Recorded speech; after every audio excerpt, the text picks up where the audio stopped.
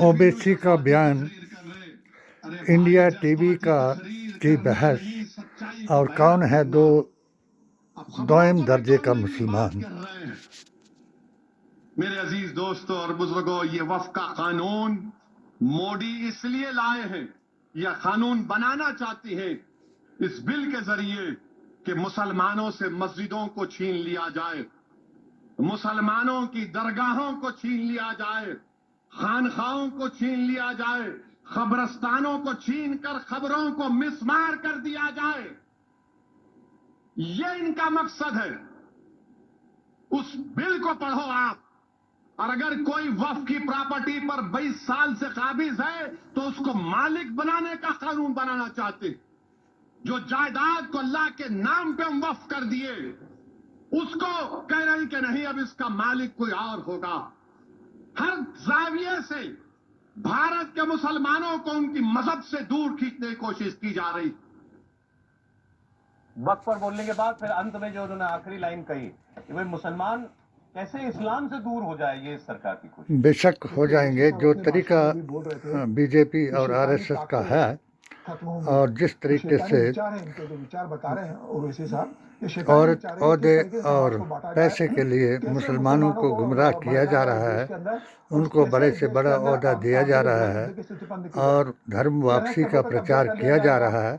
इसमें कोई शक नहीं कि मुसलमान जो है वो दोयम दर्जे का मुसलमान बन जाएगा। और जो मुसलमान पीरे तरीक़त वली हिंद के तरीके पर चल करके इनको जवाब देगा या कोई सबक सिखाएगा, उसको ये अपनी लिस्ट से बाहर कर देंगे। ये जीता जागता एक मेरे पास प्रमाण है। मैंने इसी बात पर 2013 में मोदी जी को 3 साल के लिए ज्वाइन किया और अपने 16 समाज सेवी संगठनों, संस्थाओं, संघों को इनका समर्थन करवाया। और उसके बाद 2019 में जब मैंने ये पाया कि मोदी जी ने 3 गाय के जरिए से, गांधी गोत्र गाय के जरिए से नेहरू गांधी खानदान और मुसलमानों को गाली दे करके दूसरा चुनाव जीत लिया, और तीसरा चुनाव जब मैंने अपनी पेटिशन के जरिए 7 सूत्रीय पेटिशन के जरिए मोदी जी से निवेदन किया और एक अल्टीमेटम वक्फ बोर्ड की जायदाद के बारे में शारदा शरीफ से दिया, जिसमें 7 सूत्रीय पिटीशन में ये लिखा था कि क्या चाहता है भारतीय मुसलमान, इस पर मोदी जी दे ध्यान। इस पिटीशन पर कोई ध्यान नहीं दिया गया। केवल अमित शाह जी ने एक ज्ञापन दिया और इस पर सीबीआई जांच कराने का वायदा किया।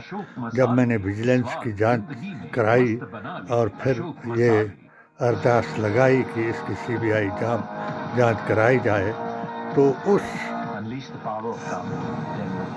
ज्ञापन को भी मामूली कर्मचारियों के जरिए से जात, जमात और धर्म के नाम पर रद्दी की टोकरी में डाल दिया और मुझ पर ही मेरे करीबी लोगों, जिनको मैंने अपनी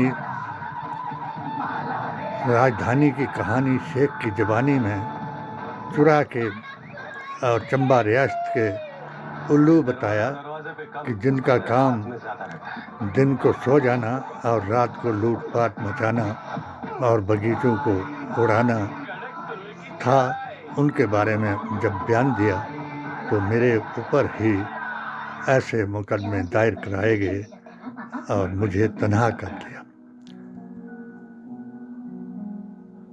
मैं देख रहे हो, तुम्हारे लिए मैं अच्छा वाला लेके देती हूँ।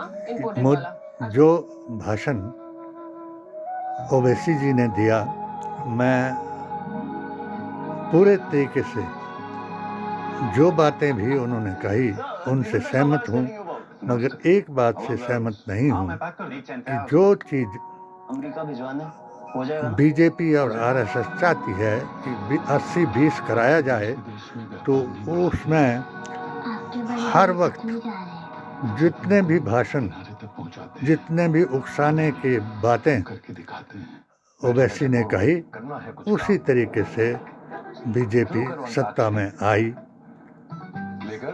और इनको बी टीम लोगों ने बताया, और वो मुसलमान मजबूर है कि जो ओवैसी को समझ ना पाया। और ओवैसी को जब मैंने अपनी HHAQ के YouTube चैनल के जरिए और अपनी किताब HHAQ के जरिए बताया कि मुसलमान जो हैं वो भारतीय संविधान, कुरान और नबी के फरमान के मुताबिक मेरे राष्ट्रहित में लिखे 16 फतवों के ऊपर अमल करें। वो इस बात से डरें कि हमने रसूलुल्लाह के दीन को छोड़ करके मुल्ला के दीन में अपने आप को शामिल कर लिया और 3 विंगों में बांटकर एक और दूसरे को काफिर बनाने का सिलसिला जारी कर दिया। यही इनका 1925 से संकल्प था और यही प्रयास था। और 30 जनवरी 1947 को इन्होंने इस संकल्प को पूरा कर दिया और सबसे बड़े भारत के सनातनी संत को हे राम हे राम हे राम करते बिरला मंदिर के उसमें प्रांगण में लिटा दिया। और हमने ये आग्रह किया कि गौरसेवादी सनातनी और गांधीवादी सनातनी में फ़र्क किया जाए और मेरे दिए हुए फार्मूले 40 = 40 + 20 के आधार पर मुसलमान खामोश रहे और वीटो पावर बन जाए। मगर ये फार्मूला ना ओवैसी को समझाया, ना अरशद मदनी को समझ आया, ना तौकीर रजा को समझ आया और ना सलमान अजहरी को समझ आया। उन्होंने मुझे भी अनपढ़ बताया। लाख लाख शुक्र है उनका कि उन्होंने मुझे आकाए दो जहां रसूलुल्लाह के साथ मिलाया। और जिन्होंने पागल बताया उनके लिए भी शुक्रिया, क्योंकि बुल्ले शाह ने कहा कि बुलिया तैनू काफिर काफिर कहंदे ने, और मैंने भी उसी को दोहराया कि ऐ शेख तुझे पागल पागल कहते हैं। तो खुदा इन पागलों को जो धीरेन्द्र शास्त्री के इन कट्टरपंथी बातों से और सनातनी बनाने के तरीके को इन पागलों को समझाए और ये बताए कि सीमा जैसी पाकिस्तान से आई भगोड़ी 4 बच्चों को वहाँ छोड़ के आई, 5वें बच्चे के लिए पेट दिखा रही हैं और अपने आप को सनातनी बता करके कुंभ में जाने की तैयारी करा रही हैं। खुदा पनाह दे। और जिन 3 विंगों को मैंने दरख्वास्त की, रोज़ों के महीने में दुआ करें।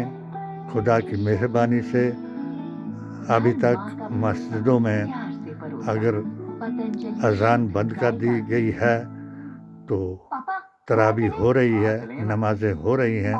खुदा उन लोगों की दुआ कबूल करे जो आति वल्लाहि व रसूलिही व उलिल अम्रि मिनकुम की आयत का पर चल करके भारतीय संविधान, कुरान और नबी की जुबान की अतायत कर रहे हैं। खुदा सबकी दुआ कबूल करे। आमीन सुम्मा आमीन। जय बापू, जय भीम और जय संविधान।